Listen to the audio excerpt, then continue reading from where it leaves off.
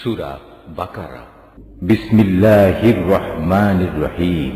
রহমান রহিম আল্লাহ তাআলার নামে শুরু করছি। আল্লাহর দ্বীনের ব্যাপারে কোনো জোর জবরদস্তি নেই, কারণ সত্য এখানে মিথ্যা থেকে পরিষ্কার হয়ে গেছে।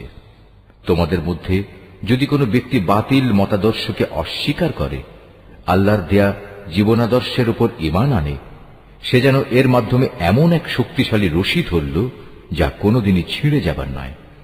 আল্লাহ তাআলা সবকিছুই শোনেন এবং সবকিছুই জানেন। যারা আল্লাহর উপর ঈমান আনে আল্লাহ তাআলাই হচ্ছেন তাদের সাহায্যকারী বন্ধু। তিনি জাহেলিয়াতের অন্ধকার থেকে তাদের ঈমানের আলোতে বের করে নিয়ে আসেন। অপরদিকে যারা আল্লাহকে অস্বীকার করে বাতিল শক্তিসমূহই হয়ে থাকে তাদের সাহায্যকারী, তা তাদের দ্বীনের আলোক থেকে কুফরির অন্ধকারের দিকে নিয়ে যায়।